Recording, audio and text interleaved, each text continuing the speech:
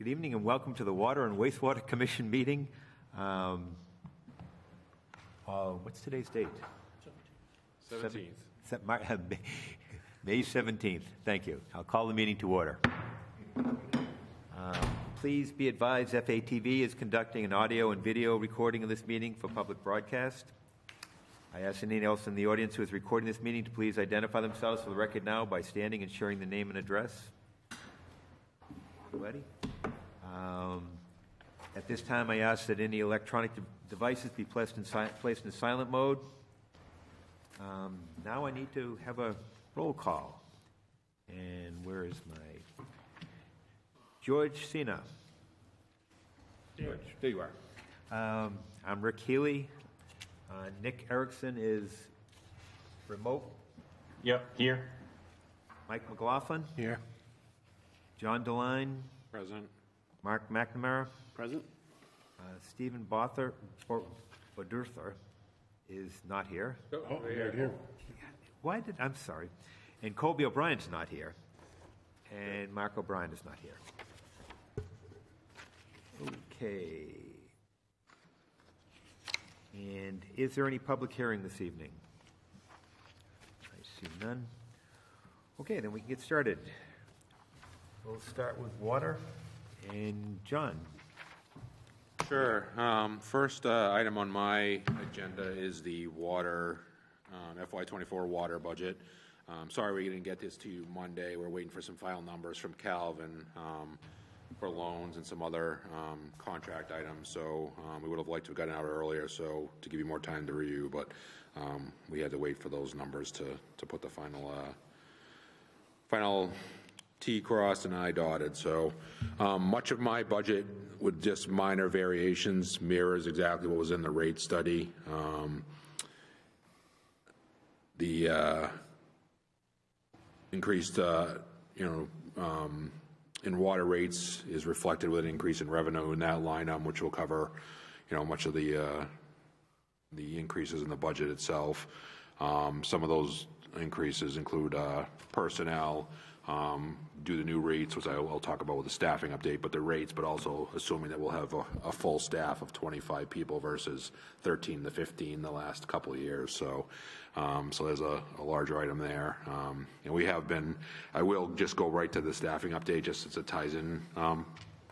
We've been able to fill a number of positions with experienced and some not experienced people, but some background in public work. So we're down to just 3 vacancies in the water department. And we have some more interviews and some other potential candidates, and we anticipate to be able to probably within 2 weeks fill those last 3 positions. So it's been with a new contract with that union, 170. It's been a dramatic change in the quality of the candidates we're getting, and we're real pleased with that. So we've got probably some of the most experienced people apply in a number of years for positions here. So now that we are competitive with other cities and towns, some people that may have been live in Fitchburg and working further away decided to apply here and take a job here when they were offered it, just to limit their commute. But we wouldn't have been able to do that without the higher wage rates, which makes us competitive, like I said, with other cities and towns. So you'll see some, increases in personnel reflecting not only the increase in salaries, but mainly the staffing being much higher than, fully staffed it has been in past years. So it's been a number of years before we've been even over, 23 people in the water department. So, and that's already showing through again, back on the staffing, is that we're actually flushing hydrants this year. Got an early start on it and able to keep people at that. So I'm really happy about that because we haven't, been able to keep up to that as much as we would like. So I anticipate a huge improvement in that area. So I don't know if there's any questions on the personnel part of it. Anybody? Any questions? To go through sections. I won't go too far through the budget. Nick, and if you have anything to add, just jump in if I miss something, okay? Yeah, will do. The third page covers, a bunch of miscellaneous expenses from equipment, fuel, and things like that. So you can see there's, some small increases in some areas, decrease in some, but pretty much, with FY 23 being 1,021,000, we're at 1,080,000. It's not a huge difference, about $60,000 altogether between the increases and decreases. So I'm not sure if there's any questions in those areas. Like I said, that section mirrors exactly what was in the rate study. Nothing was changed there. All right, on the fourth page,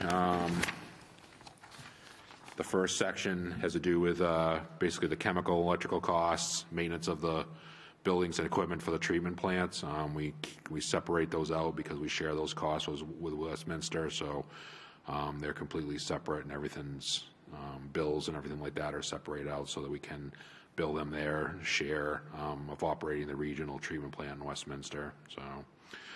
Some increases in line items, chemicals, electricity, as everybody's experienced increases in electricity and things like that. You'll see that there is altogether a $90,000 increase in those items. Not horrific as far as increases, but it's still enough to impact our budget a bit. So, fortunately, we had a fairly mild winter, and hopefully we'll continue on with that, and our fuel costs will, despite being at a higher price per gallon for some of the heating fuel and natural gas, that with the milder winters, it's been kind of level through the years.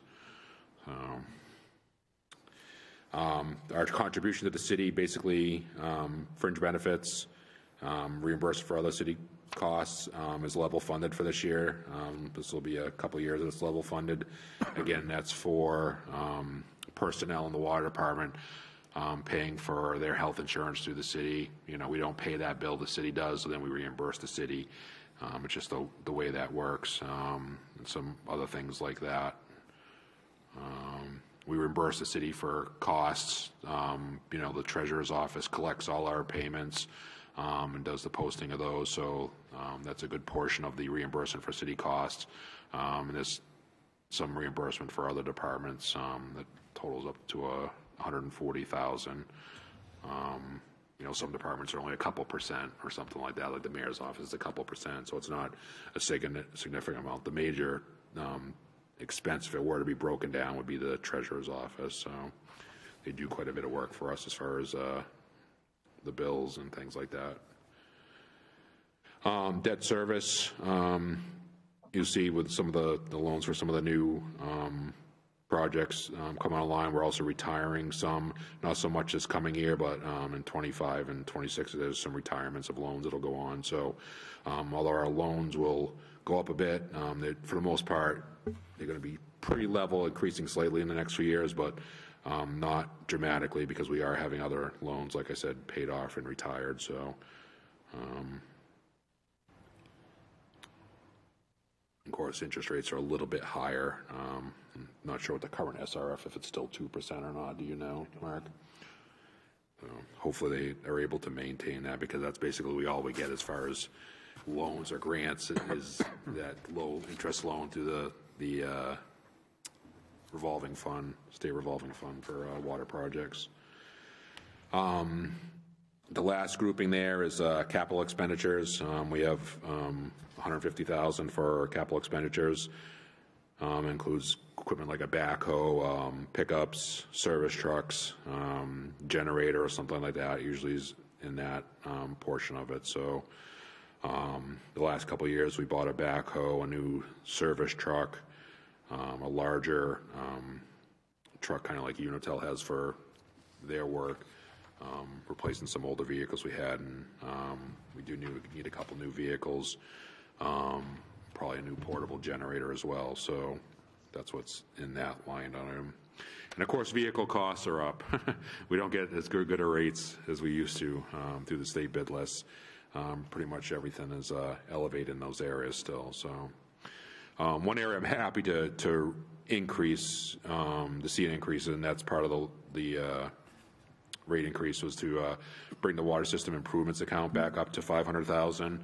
we use that for doing, not only for just, we do engineering for future projects, use that line item, but I've also used it for doing smaller pieces of water main, where there's 300 or 400 feet of 2-inch, or even a section of larger pipe, you know, a few hundred feet of that. We were able to fit that under that item. So it was kind of limited the last few years because we had our amount that we paid to the city go up. So that was one area that I cut. So we're happy to have that. And we usually have an on-call contractor. And I think I mentioned it before. A good example is we had a water main break on Depot Street under the railroad tracks just before last winter.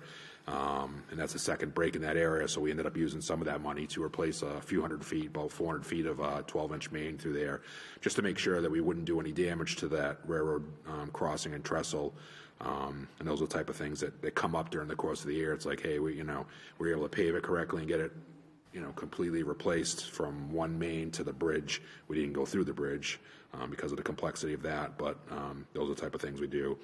And we had a leak on a street this past week, and it looks like we're going to have to replace a 2-inch line, a few hundred feet. So that'll take some money out of there. And now I have the budget to do something like that. Not worry that I'm not going to have the money for engineering as well. So I'm real happy to have that so that we can address some of these smaller mains as well as keep up with engineering for future projects that are in our capital plan. So I don't know if there's any questions on any of those or. Questions? Just, again, coming from the private sector, I see all the different pay increases. Yep. The percentage is like disproportionate amongst all those listed. What triggers those increases and the differential? In the pays themselves, through the new contract negotiations we had with Local 170, the increase in pays there, to bring those up and be competitive. That's probably our largest increases in the labor items for those. Are all these positions union? Yep, pretty much everyone except for me. So, yeah, the Local 170 covers the primary operator, treatment plant operators, the secondary treatment plant operators, the labor costs for distribution meters, watersheds, just some of our larger costs. So,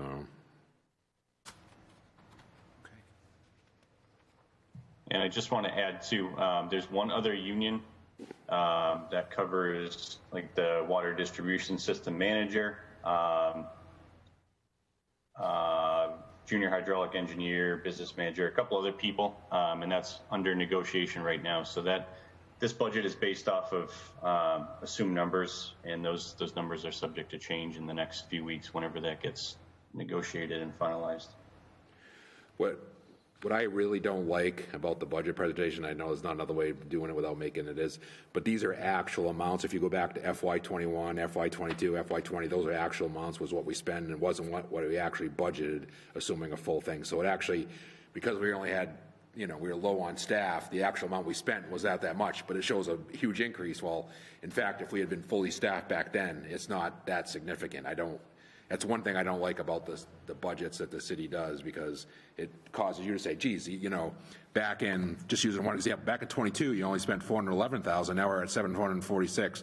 Well, that's not true. If we'd really been at fully staffed, it would have been probably like $550,000, $600,000, you know what I mean? So, or close to fully staffed. So just be aware of that those are actually projected numbers. Look at FY23. I mean, $200,000 or $350,000.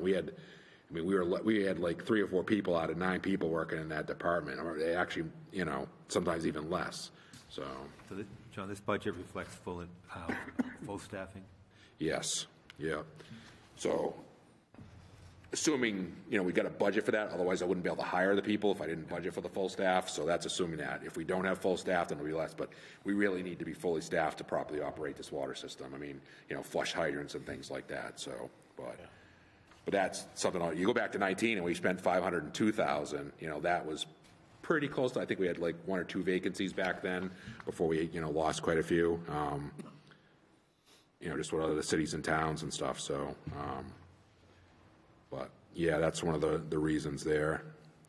Another question? Sure. In the age of technology, Yep. 52,000 for pager stipend. Yeah, they're not really pagers. They're not even cell phones. It's for being on call. It's just a term that's used in there. We should say on call. So we have personnel that are on call weekly, 2 for distribution, 1 for treatment.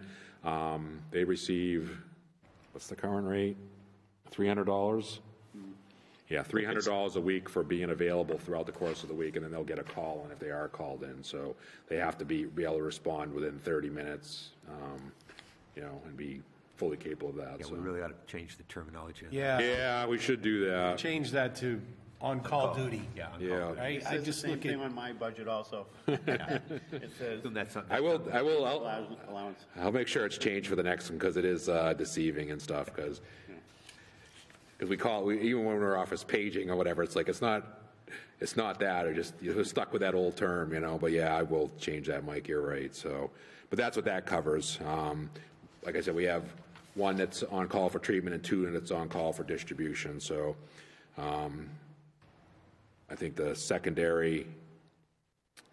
I think the primary is 350 and the secondary is 300 for distribution. Before it was 250 and 200 because it went up $100. So that means that person can't do anything basically all week long. I mean, that's what we're paying them. Is like they need to be responding.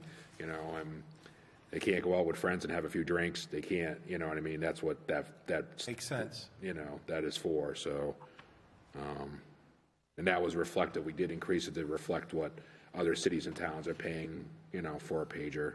Or let's get away from the pager, but to be on call. So. Any other questions? Okay, if not, it's my understanding we're looking for a motion to recommend to the City Council to approve the budget for the water. Yes. So I make a motion. Do we have a second? Second. Discussion on the motion. Just that if we can get these a little earlier before we have to review them. Yeah, we were. I really have a hard time with Yeah, no, having, you this may have missed happens every year. Yeah, we had it all set for some final numbers that Calvin had to get for loans and some contracts. Yeah. So we didn't get those till Sunday night, and we sent them out Monday morning. So I apologize for that. It should have been a little sooner. So It's just, I'd rather even, vote to kick this down the road a month, just to be able to digest it. It's just, it's a lot that's put in front of us. Yeah, no, and part of it was just so many contracts were in the midst of being negotiated and finalized. Right now, there's like 3 going before City Council or did go before City Council, so that caused, until those were a little bit further along, they couldn't give us those numbers. So I'm hoping in future years we can give it, our plan was to give you a preliminary budget last month, and we had to hold off, so you would have a whole month. And I think we should be able to do that next year, because we won't have all these contracts at once. I mean, the benefit is I ask fewer questions, right? Yeah.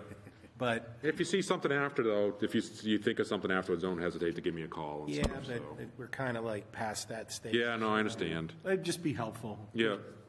No, we'll strive for that next year, so. One of the big I'll delays- hold Calvin to the fire, so.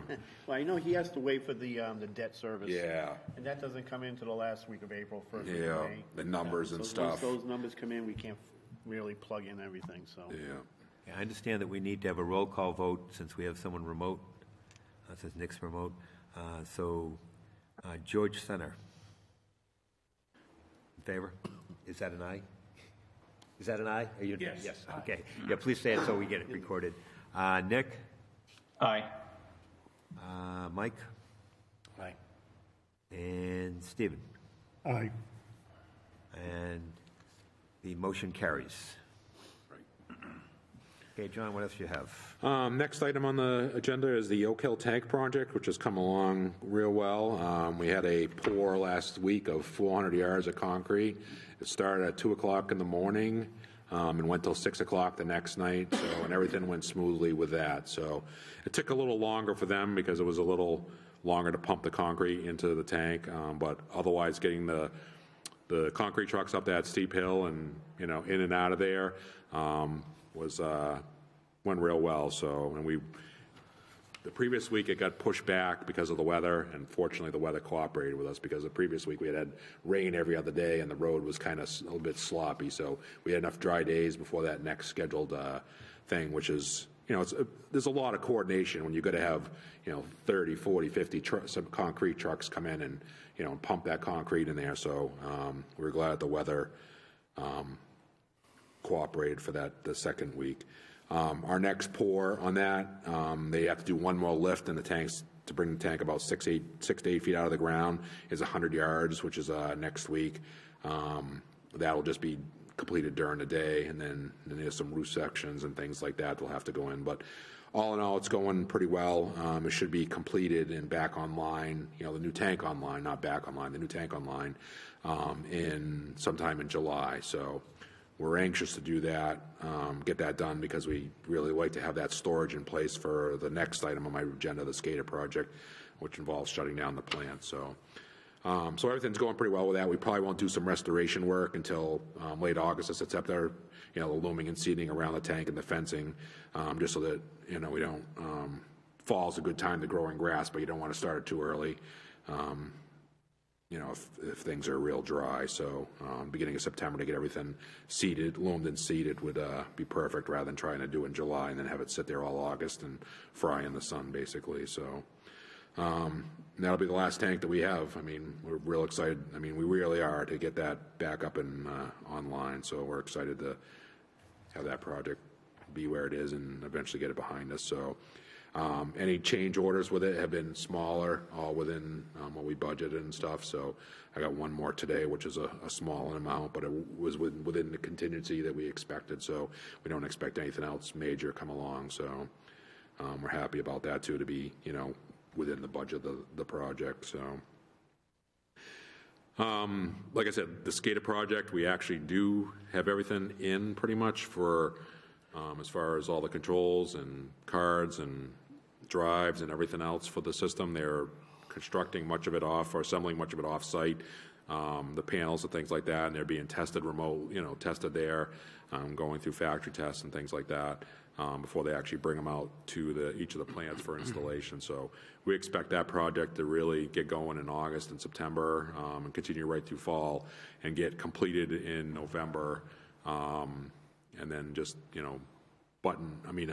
final punch list items completed by Christmas. That's the goal of the contractor. So he wants to be completely done 100% already before Christmas or by the end of the year. So we're really, again, that's been a line, we've mentioned it many times, and we're running the plants with Windows XP computers and buying stuff off of eBay. Literally off of eBay, parts and things like that. So we're happy to get that completed finally, so that the whole chip shortage really put us behind, but the end product will really facilitate our personnel operating the plant. So they'll actually be able to they won't be able to remotely control the plants, but they'll be able to bring home a iPad or tablet or something like that, where they could see if an alarm comes in, they could see what's going on. Or if something was acting a little weird during the day, it's like, I can just, the on-call person would have that tablet, be able to look at it. It's like, yeah, everything seems fine. The chlorine levels, or, the filter, whatever filter valve may have been sticking or something like that. They'll be able to check things like that without having to actually go into the plant. So that'll be a huge plus. Even for myself, when we have a water main break, when we look at tank levels, I would be able to have a tablet, and rather than calling my personnel, it's like, hey, while they're attending to something else, bother them, hey, can you check the tank levels, and things like that. Are they refilling? Did it get below this level, and things like that? It's like we'll be able to monitor that separately, so it'll give us a lot better tools for monitoring the system and making sure that we're addressing everything in a timely manner. Next item is the Boulder Drive Main Street Water Replacement Project. We got some preliminary plans that we've been looking at. We're evaluating all the fire protection services in the downtown area, including the buildings, and what system they're served off of. So we need to determine whether we can eliminate one of the water mains on Main Street, so we have a high and low system main. We'd like to just reduce it to one main and save quite a bit of money, and then have another main over on Boulder Drive. There is some some piping on Boulder Drive, but it doesn't cover the whole length of the road. So we're hoping to have one main on each street rather than two on Main Street and, you know, a couple feeders over the Boulder Drive. So it would vastly improve fire protection, you know, in the downtown area. And then when the roads are finally done, we won't have to worry about water main break blowing something out. So, but it is a pretty big project, so that we, you know, we'll plan on doing next year in 24. So. The next item I have is the SRF funding. We did apply for that for the Meeting House, Gatehouse, Mare Meadow Pump Station Rehabilitation Project, but unfortunately we didn't make the list for that, so we'll have to go through a conventional loan for financing that project. Springfield Water just had a huge project in there. It took, I think it was like $250 million out of that. Otherwise, we probably would have, you know, gotten that type of funding. So we just didn't rank high enough with regards to other projects, and we ranked pretty high, but with that first project taking so much of the money for this year, it wasn't just wasn't enough for us to make the list, unfortunately. So, but we'll apply again next year for whatever project, and hopefully we'll have success as we have in the past with future ones. So, and the last item was I kind of covered was the staffing update. We're really excited about that. I mean, it's just a whole different outlook up there. I mean, we, you know, trying to get everything done was very difficult at times with the, you know, being at half staff, you know, running around trying to, you know, people having issues at their homes with a service line or something like that, and trying to do our other work and repair leaks. It was pretty tough. And, you know, with the personnel we've hired, they all seem to be pretty good people and stuff. And some, like I said, with pretty good experience where they don't have to, you know, we don't have to train them for a couple of years. They can come in and, you know, hit the ground running. So it's a huge plus. So really good group of people. I feel, and we're doing real well in that area. So changes your outlook because it was pretty tough at times. Let me tell you. It's like, how are we going to get this done today? We got all these things and we don't have enough people. Question, Mike? You're talking about increasing staffing levels. Yeah. I get it. Have most of these positions been filled, or you anticipate filling them shortly? Yeah, we have all but 3 positions filled, and we have some more interviews next week, so we're figuring on filling those last 3 out of 25 positions. Okay. Now, we're at the same number of positions we have been for 7 or 8 years. I mean, we haven't increased the number. We just haven't filled them all because we haven't paid enough, basically. So. Okay, so my question is, labor, I might have some of this wrong, but if we're filling all these positions, I would anticipate that the overtime line item should drop quite a bit. Not necessary, because we don't have planned overtime.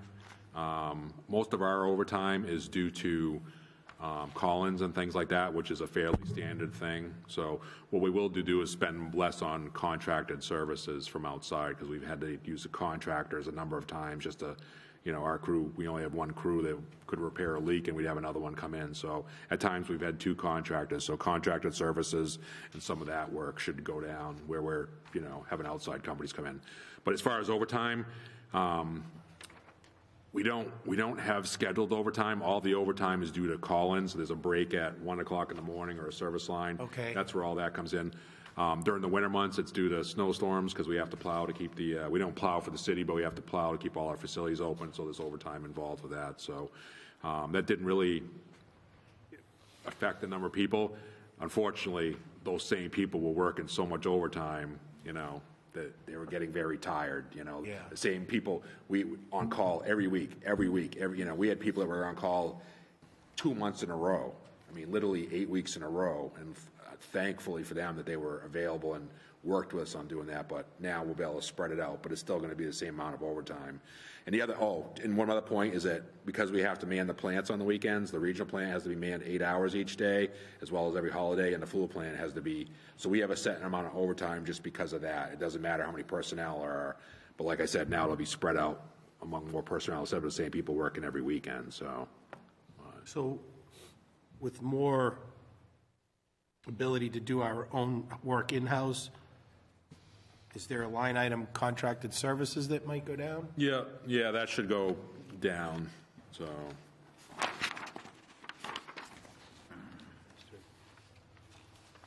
And some of it is in water system improvements as well.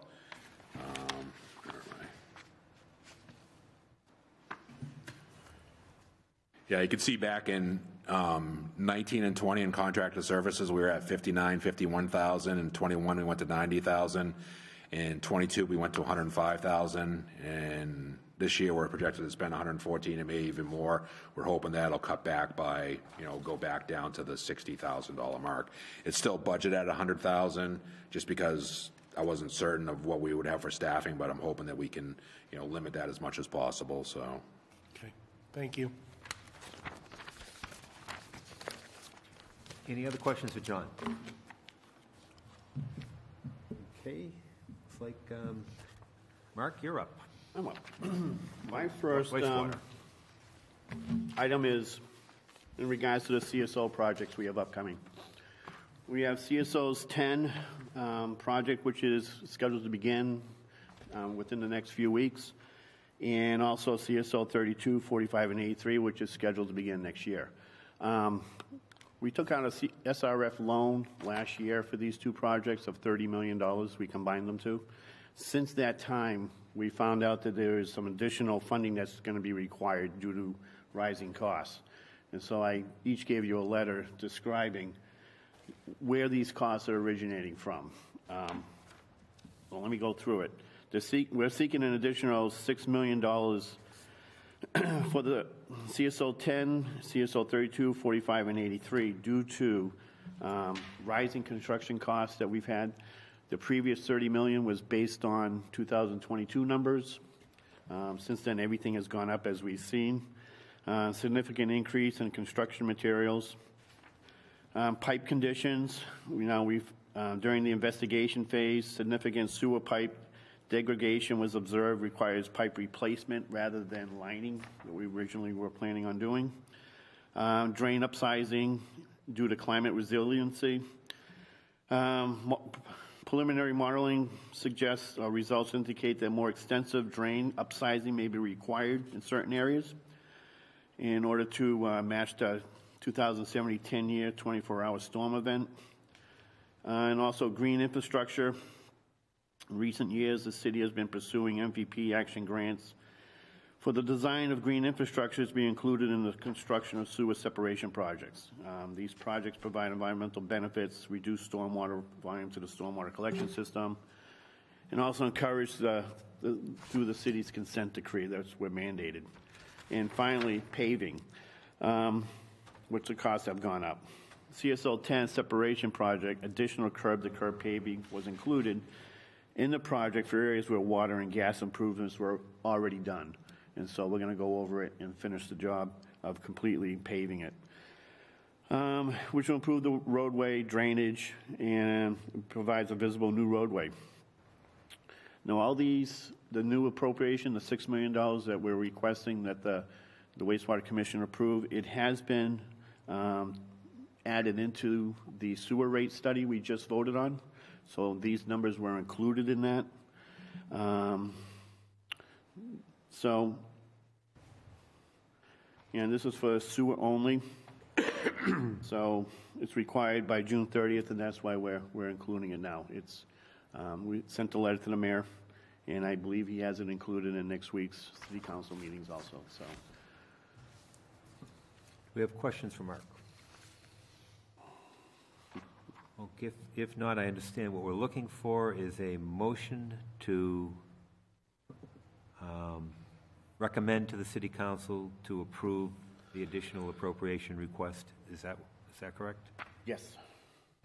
Someone like to make that motion? I'll make that motion. Do I have a second?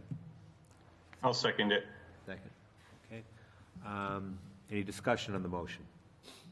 Just a comment. Yeah, go ahead. Drain upsizing and climate resiliency.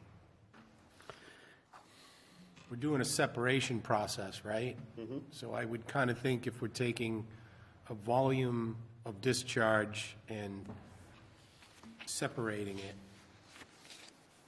we still have to upsize our system? Nick? Yeah, so Mike, when we separate out the drain from the sewer, we have to base the size of the drain on climate projections. So the amount of rainfall that's forecasted. We can use statistical data from the past, X number of years to come up with that number. But the more current school of thought is to take the number that exists currently for projected annual rainfall and project that out over an additional 50 to 70 years or so that in 25, 30 years, if we keep seeing the amount of rainfall intensity increases that we've seen over the last 50, 100 years, we're not left in a tough spot where we have to then come back in 20, 25 years and re-upsize the drainage system or deal with flooding issues, et cetera. So it's kind of a change in engineering philosophy over the past 10, 15 years with a lot of the climate resiliency initiatives that kind of the EPA, DEP, et cetera, has kind of pushed through. So current sizes work for 100 years, but we got to spend more for a Well, the problem is that current sizes haven't worked for the past 100 years. That's one of the reasons why we're going through this separation. And it's tough to know exactly what size system you need to install when everything's been combined into one pipe without any sort of separation to measure the amount of rainfall versus the amount of sewage. So when we put in a new stormwater system in the ground, we want to make sure it's the right size. And right now we're upsizing it for the projected rainfall in the year 2070 versus what we're seeing right now. So it's upsizing it, but it's also doing so just to make sure we're not back there dealing with flooding issues in 10, 20, 50 years or so. Okay. Thank you. I was just looking for some savings for the residents. And that's what we're trying to go after MVP grant funding for. So we've gone through, there's an Executive Office of Energy and Environmental Affairs grant program called the Municipal Vulnerability Preparedness Grant Program. And they provide money for addressing climate resiliency improvements for drains, sewers, et cetera. So we're going after additional funding through those grant programs to offset some of these additional costs with designing and implementing the climate resiliency initiatives. So over the past, I'd say, year and a half, we've gotten a couple $100,000 from the EEA through that grant program for these combined sewer separation projects. So it's helping a little bit. I know it's not a magic bullet solution, but. Thank you. Okay, we have a motion made and seconded. We'll take a roll call vote. George Sina? Aye. Nicholas Erickson? Aye. Michael McLaughlin? Aye. And Stephen Budurtha? Aye. Motion carries. What do you got next, Mark? Speaking about grants, good news. We do have a mandate came out last year for the CSO notification law. It's a law that states that we have to notify the public whenever there's a CSO event, either with the sewer system or the wastewater treatment plant. It costs money to do that. Well, we applied for a grant last year, and I'm happy to say that we were awarded a grant from the Mass DEP for $71,800 to reimburse us for the cost of what we put in it last year. So that was good news. Local 888 contract negotiations, I believe, have been completed. They're part of the package the city will be voting on next week. This is the contract for the wastewater treatment plant operators and just the wastewater plant itself. It was kind of a quick negotiation. They negotiated a COLA increase, and basically that's where everything was. So it was a quick, easy, very pleasant negotiation. So that was done. And the last thing I have is the wastewater budget. If you see the budget, you'll notice that there is a substantial increase from last year.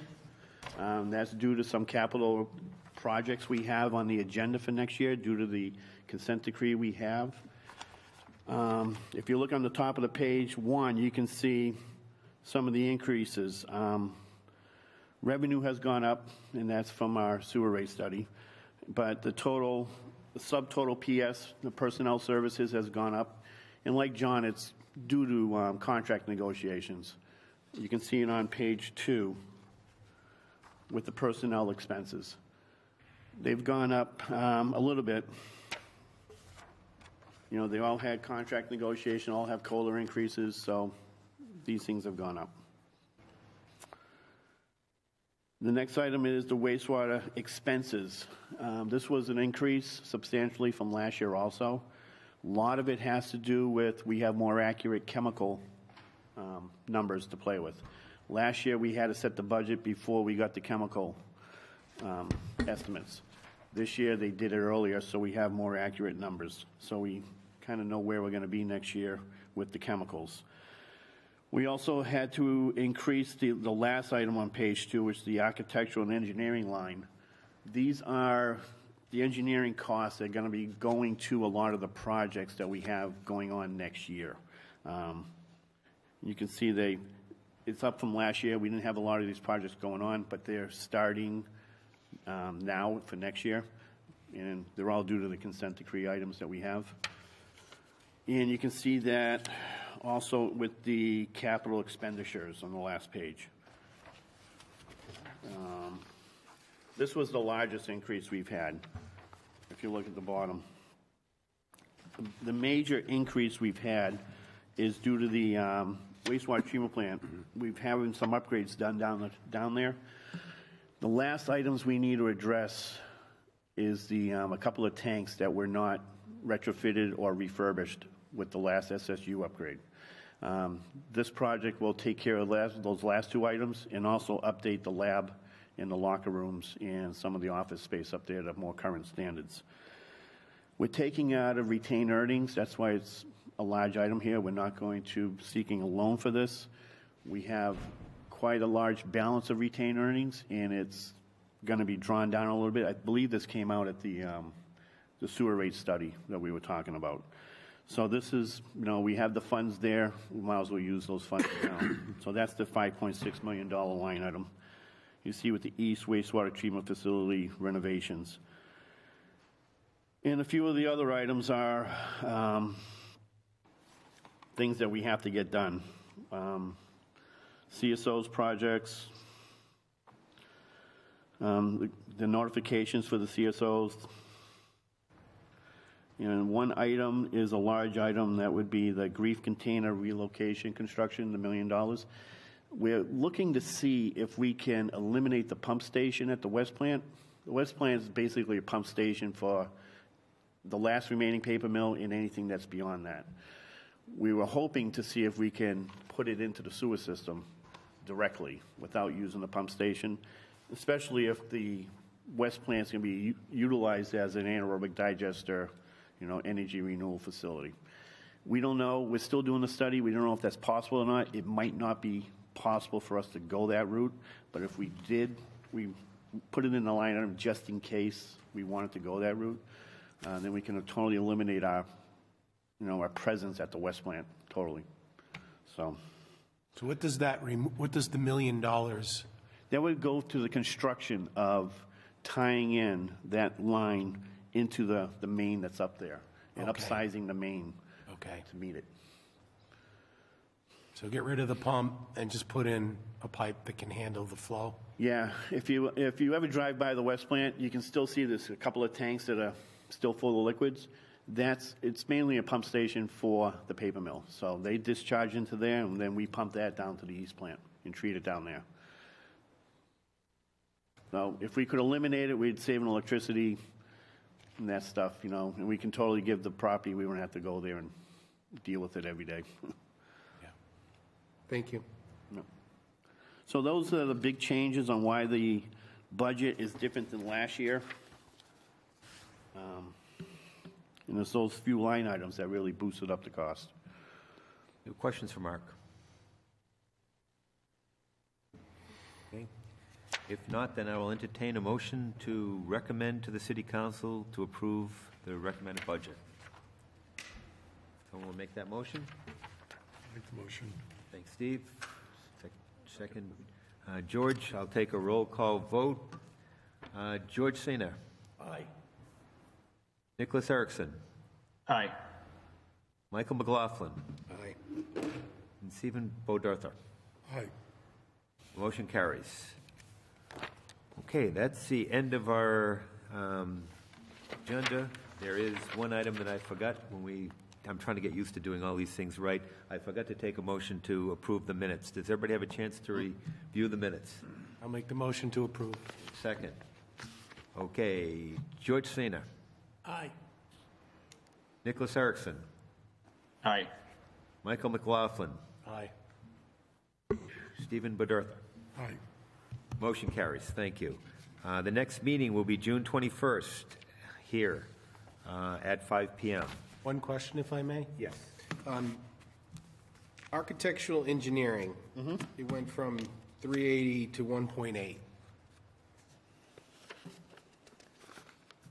Correct? Yes, 387, 200. Is that kind of like a one-time As you look for over all through this that's going on? Yes, these are a few items that are dealing with the projects we have, so they're like one-time costs that won't be repeated next year. It's things that have to get done in order, it's the studies that we're doing for the projects that are coming up. Let me see. So we could be back to that 380 next year.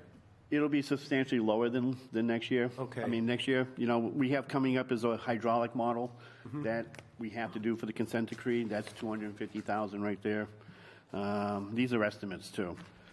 $200,000 for our wastewater management phase 3 that we have to submit to the DEP by the end of this year. We have a NEPDES permit review. We're supposed to be getting a NEPDES permit in the next 6 months, hopefully, for the treatment plant. It's been expired since 2015. So, and that's going to take some time in for reviewing that. And there was a study doing on looking at the inflow and infiltration on Depot Street and Westminster Street. So, Okay. those are one-time costs that should not happen again. No, quick question. I've been on, I don't know how long I've been on the board, 7 years or something like that. Studies. I don't think there's been a case since I've been on the board where the study hasn't really confirmed what you guys already knew. Are these studies a state or federal thing? Because I just watch hundreds of thousands of dollars go to studies when you could be sticking the shovel in the ground with the money. I agree.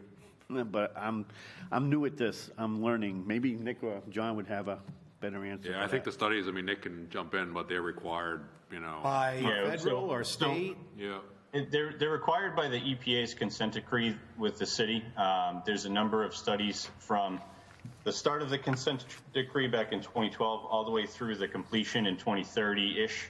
And then following the completion in 2030, there's additional studies to make sure that the work that we did actually worked, kind of like a post-monitoring type thing.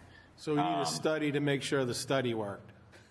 Exactly. And unfortunately, the EPA laid out very clearly in the consent decree all these different deliverables. And each of these studies is one of those deliverables that we have to give to the EPA, let them review it, comment on it, and then incorporate any of their comments, changes, edits, et cetera. I will say that out of all the studies that we've submitted to them to date, we haven't gotten a lot of feedback, to be honest. And I'd be willing to bet that a lot of them haven't even been read, which is unfortunate. And it sucks for us as the city that we have to do these things. We have to spend the money on them, allocate resources to them, just to kind of check a box for this consent decree that we have. But that's a bigger discussion, I think, that we would need to have with EPA and DEP if we wanted to try to get out of doing some of this stuff. And we do have one of our consultants, Weston and Sampson. They look at consent decree requirements, and they look at it every opportunity they can to try to negotiate with the EPA and kind of not get us out of doing the work, but maybe get the work done a little bit more efficiently and without as much waste. And they've been helping us through this process and advising us on when to contact EPA and what to ask of them. And there might be some of these studies towards the end of the consent decree that are required that we might be able to kind of not get out of, but reduce the scope and magnitude of. Maybe we should have written requests to the EPA for responses based on what we submitted. Good luck with that. And if they don't respond, then maybe we should just not do them anymore. Make a motion. I think part of the problem, I think part of the problem is that the city, because they didn't do anything for so long, now the EPA is like, we want everything given to us and everything studied and they want everything. Whereas before, it's like they might have taken the water to the city, but now it's like, not anymore. Well, for a while there, they were asking the city to do stuff, and we as the city just basically said, well, no, we're not going to do that. And that's why we ended up with the consent decree. And now it's the other way, where we're required to do, like John said, kind of everything, soup to nuts. And now they don't have enough staff to keep up with reviewing everything that they've asked us to put together, I think. So That's what they want. They want it all handed to them. Maybe they haven't looked at it, but they assume that the consultants, did it correctly and looked at everything, and they, not just take our word for it. So, and I do notice that the DP does have a better relationship with the city now than it did when I first started, 11 years ago. They see the work being done. They're, some of these have confirmed the work that we're being done, and the test results from the treatment plant obviously have been substantially so much better. So they're not looking at us with a microscope like they used to. And so that's a good thing. Maybe with our track record, you guys should ask for some concessions from some of the consent decree. Okay, I think we are at the end of our business, and I know we've got another meeting scheduled right after this, so. Make a motion to adjourn. We have a second? All in Second. favor? Aye. We are adjourned. Thank you. thank you.